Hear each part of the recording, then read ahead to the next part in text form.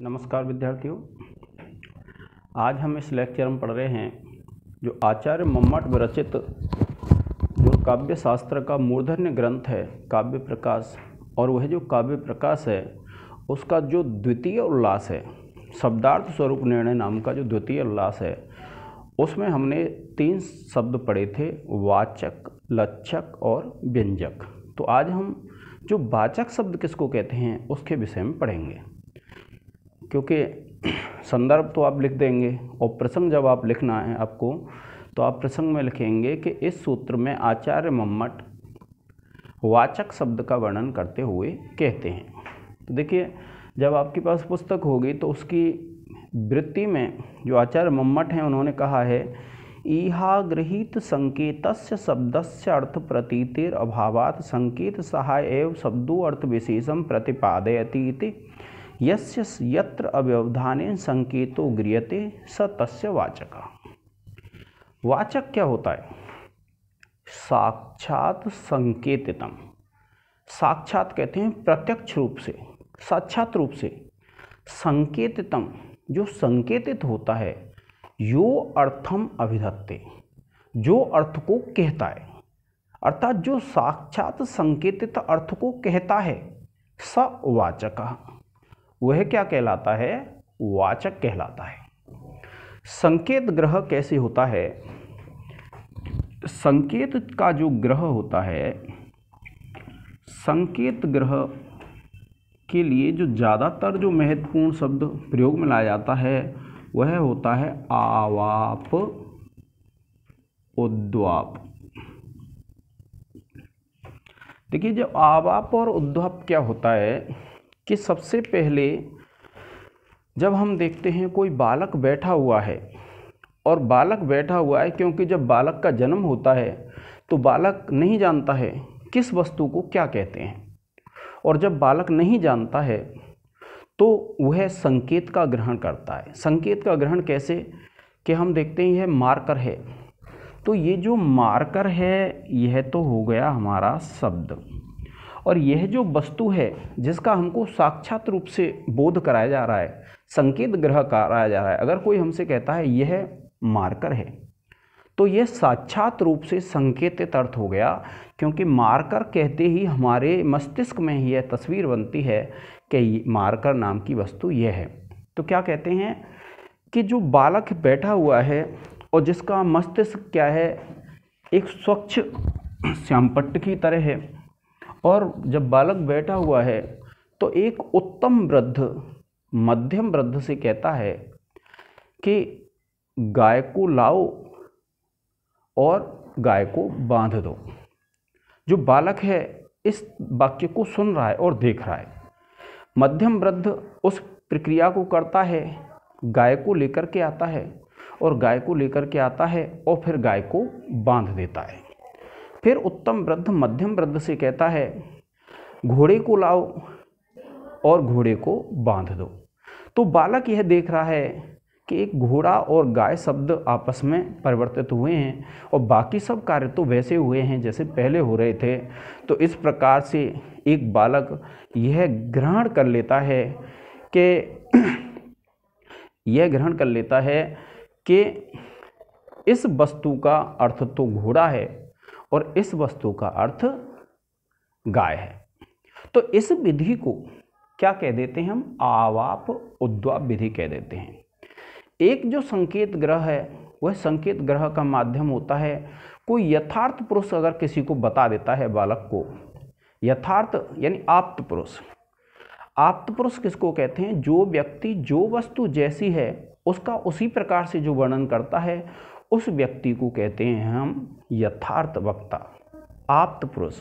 और जो आप्त पुरुष होता है वह बता देता है, जैसे घर में बच्चे का जन्म होता है, बच्चा धीरे धीरे बोलने लग जाता है, और जब बच्चा बोलने लग जाता है तो उसके जो परिवारीजन हैं वह उसको ज्ञान कराते हैं कि यह माँ है, यह पिता है, यह बुआ है, यह बाबा है, यह अम्मा है।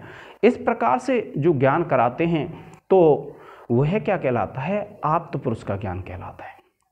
जो विश्वस्त व्यक्ति उसको कोई बताता है। अब बहुत से बच्चे आपने समाज में ऐसे देखे होंगे जिनको उचित ज्ञान नहीं कराया गया है और उचित ज्ञान नहीं कराया जाता है तो क्या होता है, कभी कभी समाज में देखा जाता है कि जो बालक है वह क्या देखता है कि जो उसकी माता है, उसके पिता के जो छोटे भाई हैं यानी उसकी माता के जो देवर हैं, उसको अगर माँ को भाभी कह रहे होंगे तो बच्चा भी क्या है, अपनी माँ को भाभी नाम से संबोधित करने लग जाता है। इसी प्रकार से मान लीजिए उसकी माँ को अगर अन्य व्यक्ति अम्मा कह रहे हैं तो वह भी क्या है, अपनी माँ को अम्मा कहने लग जाता है। अगर उसकी माँ को अगर कोई चाची कह रहा है तो बालक अपनी मम्मी को क्या, चाची नाम से संबोधित करने लग जाता है। कब? जब उसको उचित मार्गदर्शन नहीं कराया जाता, उसको संकेत ग्रहण नहीं कराया जाता है। तो जब साक्षात रूप से किसी वस्तु का संकेत ग्रहण कराया जाए, जैसे हम देखते हैं कि जैसे कागज शब्द है और कागज शब्द है और उसका अर्थ क्या है, यह वस्तु। तो जब ये साक्षात रूप से ज्ञान करा दिया जाता है तो वह जो शब्द है कागज, वह क्या कहलाता है, वाचक कहलाता है। और अव्यवधान का तात्पर्य होता है जिसमें कोई भी व्यवधान नहीं आए। और तभी कहा आचार्य मम्मट ने कि साक्षात संकेतितम यो अर्थम अभिदत्ते स वाचक, कि साक्षात रूप से संकेतित अर्थ का जो ज्ञान कराने वाला होता है उसी को क्या कहते हैं, हम वाचक शब्द कहते हैं। तो वाचक शब्द की जो परिभाषा दी आचार्य मम्मट ने वह आपने पढ़ लिए है। अब उसके बाद क्या होता है विद्यार्थियों कि एक सूत्र पढ़ेंगे आप जिसमें अभिधा शब्द शक्ति के विषय में बताया है कि देखिए क्या कहा है, स मुख्यो अर्थः, स मुख्यो अर्थः तत्र तत्र मुख्यो व्यापारो, व्यापारो, स मुख्यो अर्थः तत्र मुख्यो व्यापारो अस्याभिधोच्यते, अस्याभिधोच्यते।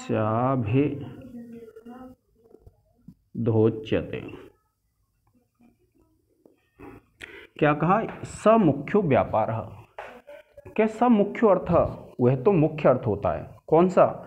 जो संकेतित अर्थ होता है वह क्या होता है, मुख्य अर्थ होता है। और तत्र मुख्यो व्यापारो, और वहाँ पर क्या है, मुख्य व्यापार होता है।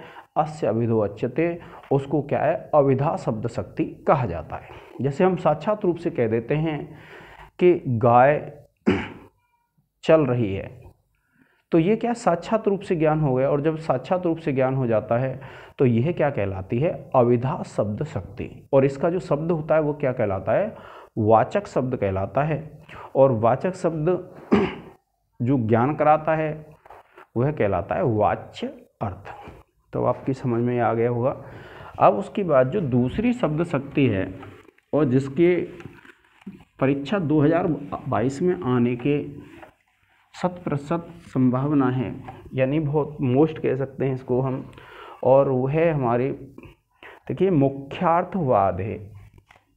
लक्षणा शब्द शक्ति को जब मम्मट बताते हैं तो क्या बताते हैं, मुख्यार्थ बाधे तद्योगे, मुख्यार्थ बाधे तद्योगे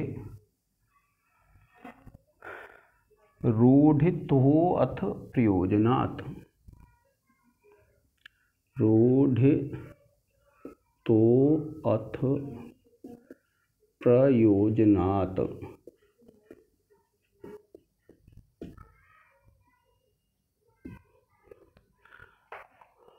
अन्यो अर्थो लक्ष्यते, अन्यो अर्थो लक्ष्यते यत सा लक्षणारोपिता क्रिया, यत सा लक्षणारोपिता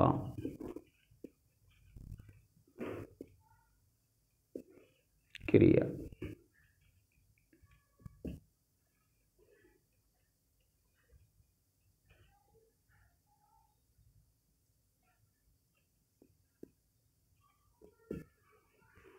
ये जो कारिका है इसके बहुत ज़्यादा चांस हैं इस परीक्षा में आने के। तो जब आप इसका प्रसंग लिखेंगे तो आप लिख देंगे, इस कारिका में आचार्य मम्मट लक्षणा शब्द शक्ति के विषय में वर्णन करते हुए कहते हैं। तो देखिए क्या कहते हैं, मुख्यार्थवाद है, क्योंकि जो लक्षणा शब्द शक्ति होती है उसके 3 हेतु होते हैं, और 3 हेतु में क्या है, नंबर 1 है मुख्य अर्थ का वाद, तो इसलिए कहा गया है मुख्यार्थवादे। फिर जो दूसरा है हेतु तद्योगे, यानी उससे योग होने पर, और तीसरा है या तो रूढ़ी होगी और या फिर क्या होता है, प्रयोजन होता है, यानी या रूढ़ी होगी और या फिर क्या होगा, प्रयोजन होगा। तो क्या कहते हैं, मुख्यार्थवादे, मुख्य अर्थ का वाद होने पर। अब मुख्य अर्थ का जो वाद होता है, क्योंकि मुख्य अर्थ कौन सा होता है, जो अभिधा शब्द शक्ति के द्वारा जो ज्ञात होता है उसको कहते हैं हम मुख्य अर्थ। अब देखिए उदाहरण, एक तो रूढ़ी का उदाहरण है, तो रूढ़ी का उदाहरण तो ले लेता हूं मैं, कर्मणि कुशलः, यानी कर्म में कुशल है, और प्रयोजन का गंगायाम घोष, यानी गंगा में घोषियों की बस्ती है, ये वाला। तो ये क्या कहते हैं कि मुख्य अर्थ, जैसे कर्मणि कुशलः ले लिया आपने, तो कर्मणि कुशलः का जो मुख्य अर्थ होगा वह क्या है, कर्म में कुशल है। अब पहले क्या होता था, कुशान लाति इति कुशलः, कि जो पहले गुरु आश्रमों में रहते थे और उसका जो अर्थ था कुशान लाति इति, कुशान लाति इति कुशलः, यानी जो कुशाओं को लाता है उसको क्या कहते हैं हम, कुशल कहते हैं। पहले जब गुरु आश्रमों में शिष्य रहते थे और शिष्य रहते थे तो क्या होता था कि जो शिष्य अच्छी तरह से, ठीक तरह से ईंधन ले आता, कुशाओं को ले आता, उसी को क्या नाम रख देते थे, कुशल रखते थे।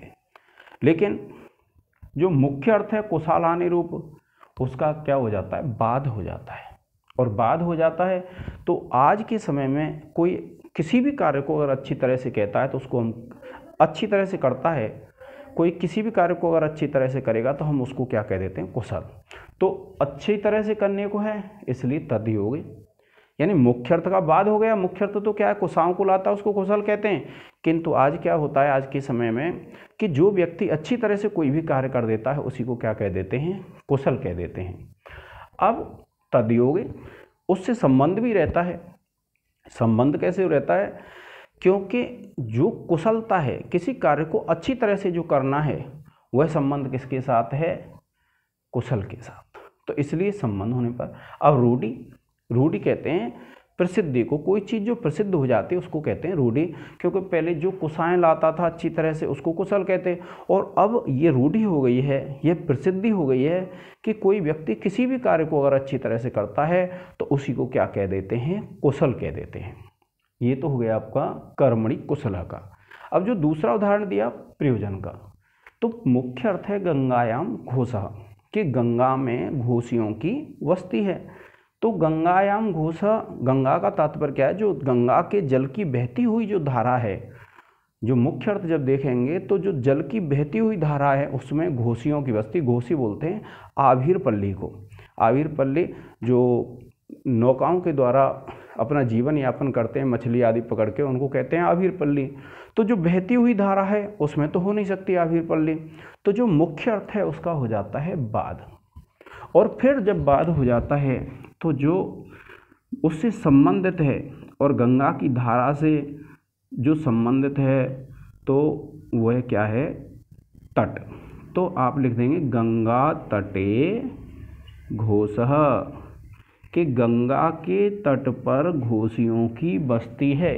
क्योंकि जो मुख्य अर्थ था गंगा की धारा का प्रवाह रूपी जो अर्थ था उसका तो हो गया बाध, और संबंध किससे, गंगा नदी से है, किसका, तट का। तो हम अर्थ ग्रहण कर लेंगे गंगा तटे घोषः।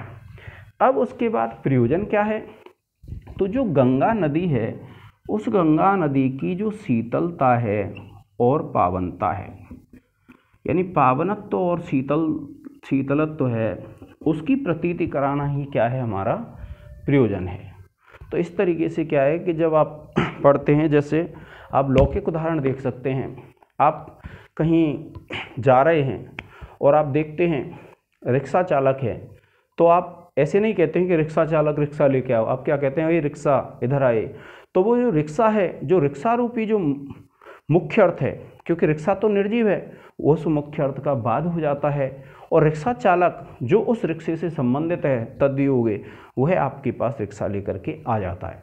तो ये क्या है, रूढ़ी हो गई हैं। जैसे समाज में देखेंगे आप, तो जैसे ऑटो है, रिक्शा है, इस तरीके से जब आप उच्चारण करते हैं तो जो रिक्शा चालक है और जो ऑटो चालक है इस बात को समझ जाता है कि वह बात उससे कही जा रही है। तो जहाँ मुख्य अर्थ का बाध हो जाए और मुख्य अर्थ से संबंध रहे तो उसको क्या कहेंगे हम, रूढ़ी या प्रयोजन के आधार पर लक्षण शब्द शक्ति। इसके बाद प्रयोजन है। प्रयोजन क्या होता है, जब हम कोई अर्थ बताना चाहते हैं, जैसे मान लीजिए आप किसी को बताना चाहते हैं कि हमारा जो घर है वह सड़क के पास है, तो आप ऐसे नहीं कहेंगे कि हमारा घर सड़क के पास है, क्योंकि पास अर्थ अगर लेते हैं आप, जैसे हम इस उदाहरण में ले लें गंगा के तट पर, तो तट तो 1-2 किलोमीटर तक हो सकता है, लेकिन अगर हम कहते हैं गंगायाम घोषा, तो उससे क्या है, हमारा अर्थ चला जाता है गंगा के तट पर। तो हम लिख देते हैं गंगा तटे घोषा, गंगा के तट पर घोषियों की बस्ती है। और शीतलता पावनता प्रतीत कराना, ऐसे ही हम किसी से कहेंगे तो हम ऐसे कहते हैं कि हमारा जो घर है वह सड़क पर है, हम ऐसे नहीं कहते सड़क के पास है, तो क्या कहेंगे, सड़क पर है। तो इससे क्या है, हम प्रयोजन प्रतीत कराना चाहते हैं कि आपको बहुत ज़्यादा भ्रमित नहीं होना है, बिल्कुल सड़क के पास है, लेकिन कहते ऐसे नहीं है सड़क के पास है। तो ये लौकिक जो उदाहरण हैं उनसे हम इस बात को अच्छी तरह से समझ सकते हैं। जैसे ऑटो और रिक्शा वाला उदाहरण है, ये घर वाला उदाहरण है। इसी प्रकार से जब शास्त्र की दृष्टि से देखते हैं आप, तो शास्त्र में जब देखेंगे तो आचार्य मम्मट ने एक तो कर्मणि कुशला दिया, तो कर्मणि कुशला, पहले कुशाल आता था उसको कुशल कहते थे, अब वह शब्द इतना प्रसिद्ध हो गया कि अब जो भी अच्छी तरह से कोई कार्य करता है उसी को क्या कह दिया जाता है, कुशल कह दिया जाता है।